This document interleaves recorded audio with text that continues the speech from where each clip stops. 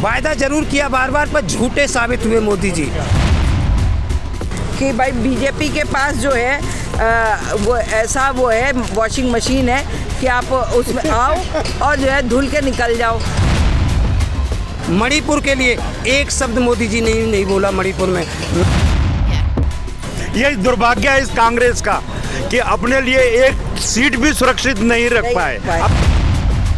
और जिन लोगों पे मोदी जी बोलते हैं भ्रष्टाचार को मैं जड़ से खत्म करूंगा, आज सारे भ्रष्टाचारी जी मोदी जी की गोदी में हैं। सत्ता में रहते हुए मोदी जी मुख्यमंत्री थे। 2011 में स्वामीनाथन की रिपोर्ट के लिए किसानों की एमएसपी के लिए लेटर लिखते थे। उस टाइम पे मोदी जी अध्यक्ष थे उस टाइम पे, और वो लेटर लिखे हुए मोदी जी ने आज तक पूरे नहीं किए। वायदा जरूर किया बार बार, पर झूठे साबित हुए मोदी जी, और झूठ का बहुत बड़ा पिटारा है मोदी जी के पास। दूसरा, उन्होंने वायदा किया बहुत हुआ महिलाओं पे अत्याचार, अब की बार मोदी सरकार वो भी वायदा पूरा नहीं किया। मोदी जी का परिवार जंतर मंतर पे जिस दिन मोदी जी संसद का उद्घाटन कर रहे थे, सेंगल को कर रहे थे, उस दिन उनके परिवार के सिर कुचले जा रहे थे फोर्स की जूतियों से। जिन बहनों को आशीर्वाद दिया था, जिनके लिए फ़ोटो खिंचवाने एयरपोर्ट पर वहाँ जाते हैं, कल भी बीजेपी के एक मंत्री ने महिलाओं को, सीनियर सिटीजन महिला को धक्का मार के किया है। ये महिलाओं का सम्मान करने वाली सरकार का काम है। मणिपुर के लिए एक शब्द मोदी जी ने नहीं बोला। मणिपुर में कारगिल के शहीद मेरी माँ बहन माताओं के, अब मैं बोल नहीं सकता क्या किया, उस पर भी मोदी जी ने एक शब्द नहीं बोला। तो ये सरकार क्या सम्मान करेगी? बेरोजगारों के लिए मोदी जी ने बोला हम 2 करोड़ रोजगार देंगे, नहीं पूरा किया। किसानों का वायदा नहीं पूरा किया, महंगाई का वायदा नहीं किया। यही मोदी जी बोलते थे कि जब जब देश के रुपए की कीमत गिरती है, प्रधानमंत्री की साख गिरती है। मैं मोदी जी से पूछना चाहता हूँ कि आज देश के प्रधानमंत्री की साख बढ़ रही है या गिर रही है? रुपया की कीमत तो गिर रही है दिन पे दिन। और जब डीजल, यही मोदी जी बोलते थे कि वोट डालने जाओ तो सिलेंडर को प्रणाम करके जाना। जो लुटेरी सरकार थी, भ्रष्टाचारी सरकार थी, ISI की एजेंट थी, जो भी संज्ञा उपाधि दी मोदी जी ने, और आज भी बोलते हैं मोदी जी, हर मंच से बोलते हैं भ्रष्टाचारी। वो क्या बोलेंगे आज कि सिलेंडर को प्रणाम करके जाओ? उसी शब्दों को दोबारा दोहराए मोदी जी। मंच से बोले ना कि जब वोट डालने जाओ तो सिलेंडर को प्रणाम करके जाओ। जो 400 रुपये का सिलेंडर था, 350 रुपये का सिलेंडर था, वो 1200 रुपये का पहुंच गया। तो मोदी जी का क्या है? झूठ बोलने का पिटारा है। और जिन लोगों पे मोदी जी बोलते हैं भ्रष्टाचार को मैं जड़ से ख़त्म करूँगा, आज सारे भ्रष्टाचारी जी मोदी जी की गोदी में हैं। जितने भी भ्रष्टाचारी थे कांग्रेस के अंदर, वो आज कांग्रेस चले थे, ये कांग्रेस को मुक्त, देश को कांग्रेस से मुक्त करने के लिए। पर हुआ क्या कि बीजेपी, भारतीय जनता पार्टी कांग्रेस युक्त हो गई।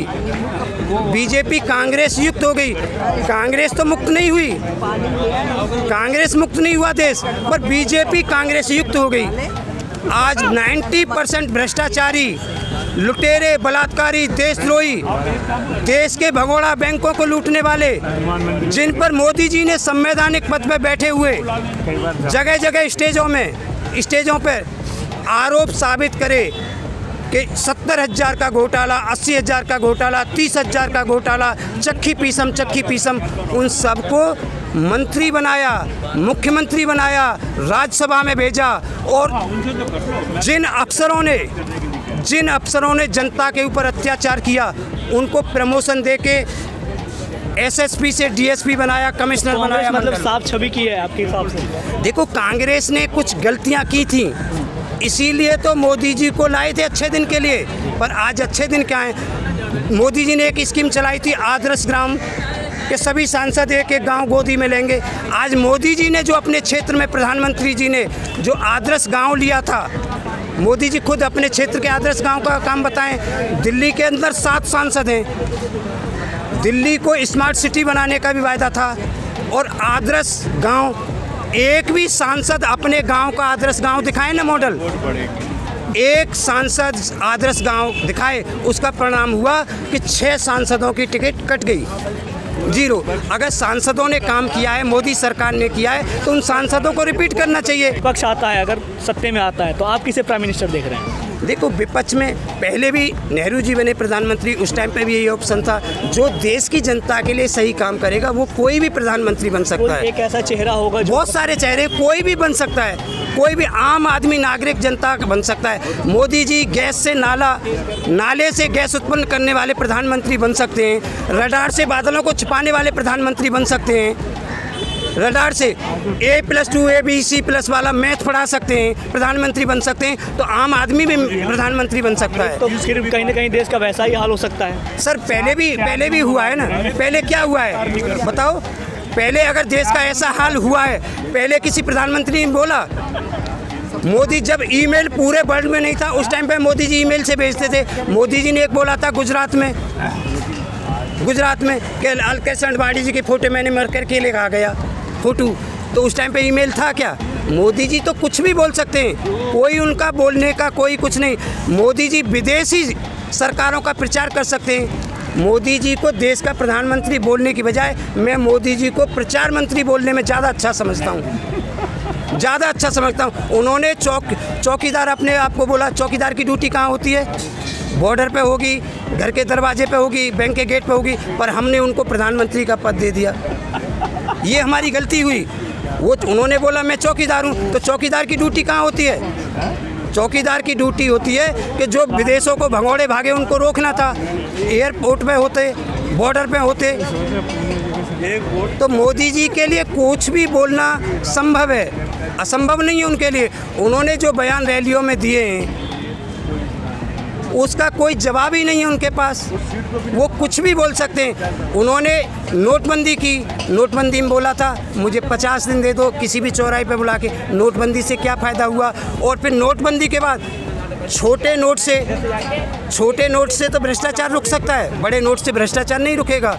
अपनी करेंसी को चलाए हुए 7 साल नहीं चला पाए, अपनी करेंसी को वापस लाना पड़ा है। तो ये क्या है? उनको अपने किए हुए पे विश्वास नहीं है कि मैं सही कर रहा हूँ या गलत कर रहा हूँ। तो ये चौथी पास वाली कहानी गलत नहीं है मोदी जी।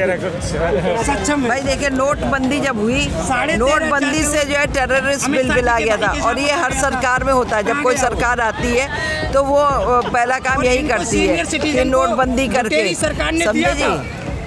रेलवे में 50% का डिस्काउंट दिया था। 50% का डिस्काउंट दिया था। और ये उस सरकार के लिए ये वापस चाह रही है कि वही सरकार वापस आए। ये इनको विपक्ष की जरूरत इसलिए है कि जो सत्ता पक्ष है आज की सरकार, जरूरत इसलिए नहीं है, नाकाम है। सिक्का जब कंप्लीट, जो सरकार सही काम करती है तो विपक्ष की जरूरत नहीं है। पड़ा किसी के पास में। मैं भी कुछ बोलना चाहूँगा। आज मैं जिस कांग्रेस ने इस देश के अंदर 60 साल राज करा है उसके बारे में 2 शब्द कहना चाहूँगा।